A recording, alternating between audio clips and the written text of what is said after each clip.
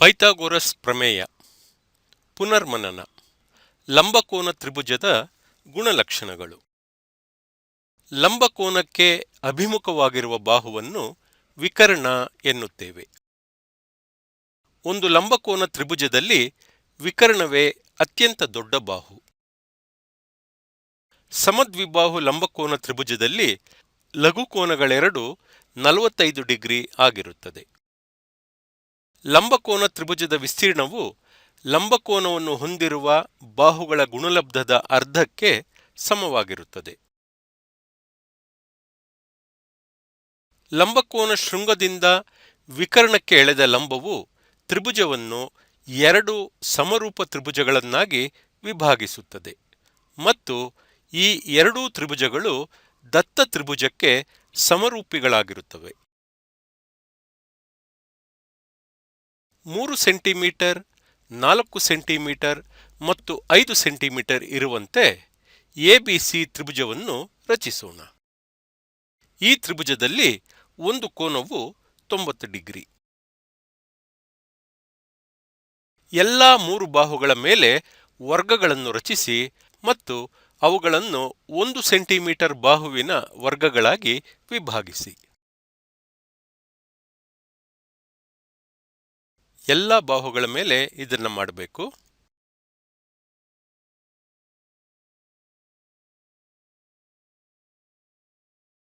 ಮತ್ತು ಆ ದೊಡ್ಡ ವರ್ಗವನ್ನ 1 ಸೆಂಟಿಮೀಟರ್ ಬಾಹುಗಳುಳ್ಳಂತ ಸಣ್ಣ ಸಣ್ಣ ವರ್ಗಗಳಾಗಿ ವಿಭಾಗಿಸಬೇಕು.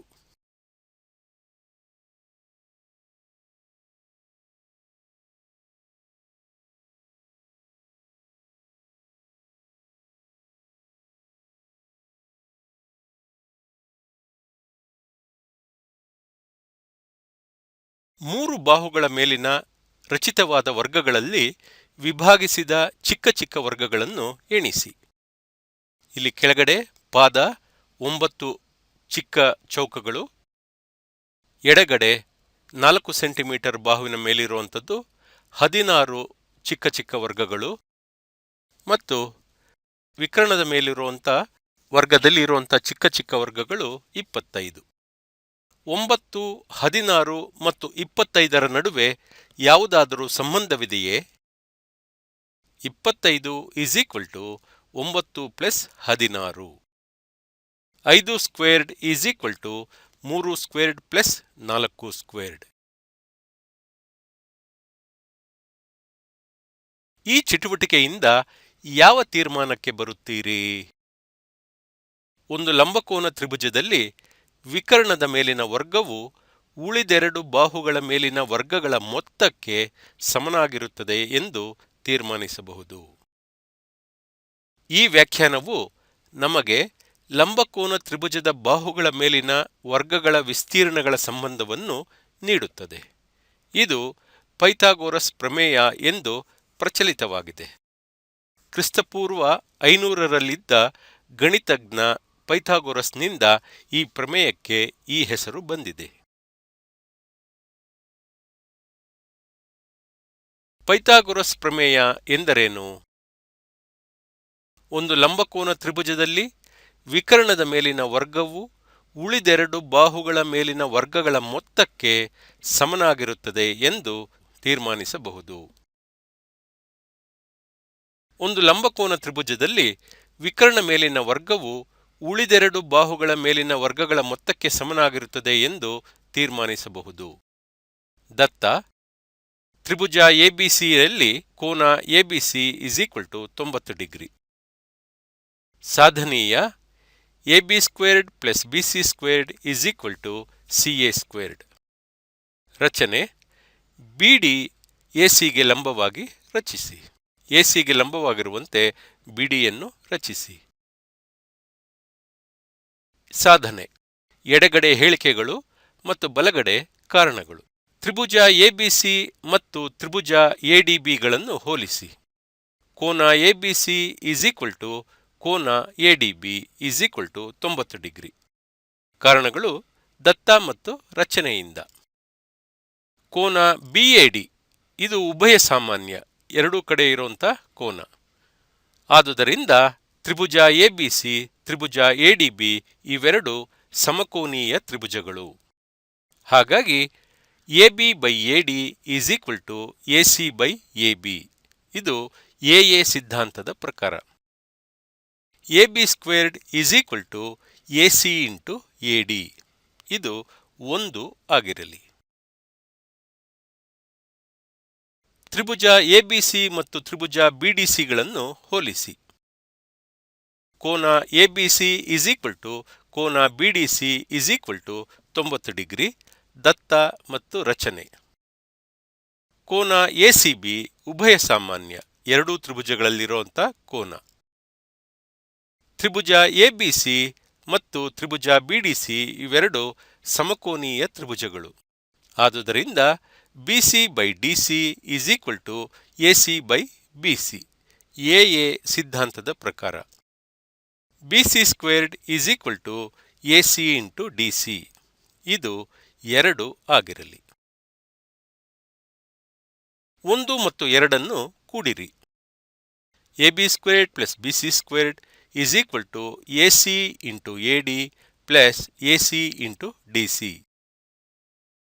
AB squared plus BC squared is equal to AC into AD plus DC. AB squared plus BC squared is equal to AC into AC, ಯಾಕಂದ್ರೆ AD plus DC is equal to AC. ಹಾಗಾಗಿ AB squared plus BC squared is equal to AC squared. ಆದುದರಿಂದ AB squared plus BC squared is equal to AC squared. ತ್ರಾಪಿಜ್ಯದ ವಿಸ್ತೀರ್ಣವನ್ನು ಉಪಯೋಗಿಸಿಕೊಂಡು Pythagoras ಪ್ರಮೇಯವನ್ನು ಸಾಧಿಸಲು ಪರ್ಯಾಯ ವಿಧಾನವನ್ನು ನೋಡೋಣ. ತ್ರಾಪಿಜ್ಯದ ವಿಸ್ತೀರ್ಣವನ್ನು ಉಪಯೋಗಿಸಿಕೊಂಡು ಪೈಥಾಗೊರಸ್ ಪ್ರಮೇಯದ ಪರ್ಯಾಯ ಸಾಧನೆ. ತ್ರಿಭುಜ ಎಬಿಸಿಯಲ್ಲಿ ಕೋನ ABC is equal to 90 degree. ಸಾಧನೀಯ A squared plus C squared is equal to B squared. ರಚನೆ CD is equal to AB ಆಗುವಂತೆ ಬಿಸಿಯನ್ನು ಡಿ ವರೆಗೆ ವೃದ್ಧಿಸಿ. ಡಿನಲ್ಲಿ ಲಂಬವನ್ನು ಎಳೆಯಿರಿ. ED is equal to BC ಇರುವಂತೆ ಈ ಬಿಂದುವನ್ನು ಗುರುತಿಸಿ. ಇಸಿ ಮತ್ತು ಇಎ ಸೇರಿಸಿ. ಸಾಧನೆ. ಎಡಭಾಗದಲ್ಲಿ ಹೇಳಿಕೆಗಳು, ಬಲಭಾಗದಲ್ಲಿ ಕಾರಣಗಳು. ತ್ರಿಭುಜ ಎಬಿಸಿ ಮತ್ತು ತ್ರಿಭುಜ ಸಿಡಿಇಗಳನ್ನು ಹೋಲಿಸಿ. ಎಬಿ ಈಸ್ ಈಕ್ವಲ್ ಟು ಸಿಡಿ. ರಚನೆ ಕೋನ ಎಬಿಸಿ ಈಸ್ ಈಕ್ವಲ್ ಟು ಕೋನ CDE is equal to 90 degree. ದತ್ತ ಮತ್ತು ರಚನೆ. ಬಿಸಿ ಈಸ್ ಈಕ್ವಲ್ ಟು ಡಿಇ. ರಚನೆ. ಆದುದರಿಂದ ತ್ರಿಭುಜ ಎಬಿಸಿ ಮತ್ತು ತ್ರಿಭುಜ ಸಿಡಿಇ ಇವೆರಡೂ ಸಹ ಸಮರೂಪವನ್ನು ಹೊಂದಿದೆ ಎಸ್ಎಎಸ್ ಸಿದ್ಧಾಂತದ ಪ್ರಕಾರ.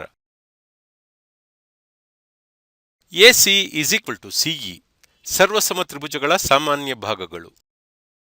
ಕೋನ ಬಿಎಸಿ ಈಸ್ ಈಕ್ವಲ್ ಟು ಕೋನ ಡಿಸಿಇ ಮತ್ತು ಕೋನ ಎಸಿಬಿ ಈಸ್ ಈಕ್ವಲ್ ಟು ಕೋನ ಸಿಇಡಿ. ತ್ರಿಭುಜ ಎಬಿಸಿಯಲ್ಲಿ ಕೋನ ಬಿಎಸಿ ಪ್ಲಸ್ ಕೋನ ACB is equal to 90 degree. ಯಾಕೆಂದರೆ ಕೋನ ಬಿಎಸಿ ಈಸ್ ಈಕ್ವಲ್ ಟು ಕೋನ ಇಸಿಡಿ. ಕೋನ ಡಿಸಿಇ ಪ್ಲಸ್ ಕೋನ ACB is equal to 90 degree. ಸರಳ ಯುಗ್ಮ ಪಾರ್ಶ್ವಕೋನಗಳು. ಆದುದರಿಂದ ACE is equal to 90 degree.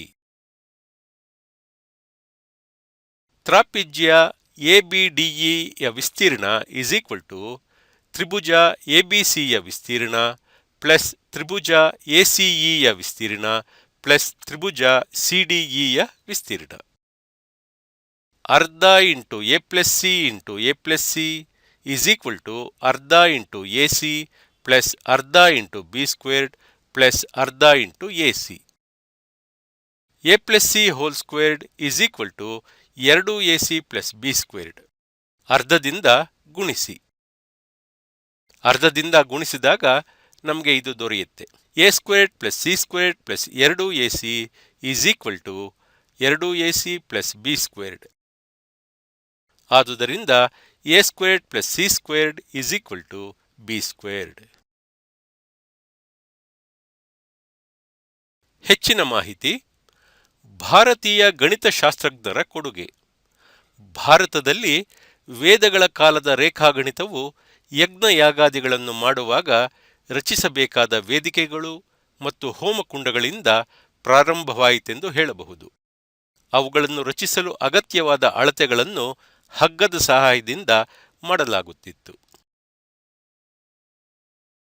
ಕ್ರಿಸ್ತಪೂರ್ವ 800ರಿಂದ 500ರವರೆಗೆ ರಚಿಸಲಾದ ಶುಲ್ಬಸೂತ್ರಗಳಲ್ಲಿ ವೇದಗಳ ಕಾಲದಲ್ಲಿನ ರೇಖಾಗಣಿತದ ತಿಳುವಳಿಕೆಯ ಬಗ್ಗೆ ಹೆಚ್ಚು ವಿವರಗಳು ದೊರೆಯುತ್ತವೆ. ಬೋಧಾಯನ ಶುಲ್ಬಸೂತ್ರಗಳಲ್ಲಿ ಈ ರೀತಿಯಾದ ಹೇಳಿಕೆಯಿದೆ: ಒಂದು ಆಯತದ ಉದ್ದ ಮತ್ತು ಅಗಲಗಳು ಬೇರೆ ಬೇರೆಯಾಗಿ ಉಂಟುಮಾಡುವ ವಿಸ್ತೀರ್ಣವನ್ನು ಆ ಆಯತದ ಕರ್ಣವು ಉಂಟುಮಾಡುತ್ತದೆ. ಈ ಕಾರಣಕ್ಕಾಗಿ ಈ ಪ್ರಮೇಯವನ್ನು ಬೋಧಾಯನ ಪ್ರಮೇಯ ಎನ್ನುತ್ತೇವೆ. ಈ ಪ್ರಮೇಯವನ್ನು ಅದೇ ರೀತಿ ನಿರೂಪಿಸಿದ ಅಪಸ್ತಂಭ ಮತ್ತು ಕಾತ್ಯಾಯನರ ಹೆಸರುಗಳನ್ನು ಸ್ಮರಿಸಬೇಕಾಗುತ್ತದೆ. ತೈತ್ತಿರೀಯ ಸಂಹಿತೆಯಲ್ಲಿ, ಅಂದರೆ ಸುಮಾರು ಕ್ರಿಸ್ತಪೂರ್ವ 2000ರಲ್ಲಿ 39 squared is equal to 36 squared plus 15 squared ಅನ್ನು ನಿರೂಪಿಸಲಾಗಿದೆ. ಸಮರೂಪ ತ್ರಿಭುಜಗಳ ಗುಣಗಳನ್ನು ಉಪಯೋಗಿಸಿ ವಿಶ್ಲೇಷಕ ಸಾಧನೆಯನ್ನು ಭಾಸ್ಕರಾಚಾರ್ಯರು ಕ್ರಿಸ್ತಶಕ 1114 ಕೊಟ್ಟಿರುತ್ತಾರೆ. ಪೈಥಾಗೊರಸ್ನು ಕ್ರಮಬದ್ಧ ನಿರೂಪಣೆಯನ್ನು ರೇಖಾಗಣಿತಕ್ಕೆ ಪರಿಚಯಿಸಿದನು. ಒಂದು ಲಂಬಕೋನ ತ್ರಿಭುಜದ ವಿಕರ್ಣದ ಮೇಲಿನ ವರ್ಗವು ಉಳಿದೆರಡು ಬಾಹುಗಳ ಮೇಲಿನ ವರ್ಗಗಳ ಮೊತ್ತಕ್ಕೆ ಸಮ. ಈ ಪ್ರಮೇಯವನ್ನು ಪೈಥಾಗೊರಸ್ ಪ್ರಮೇಯ ಎಂದು ಸರ್ವಸಾಮಾನ್ಯವಾಗಿ ಒಪ್ಪಿಕೊಳ್ಳಲಾಗಿದೆ.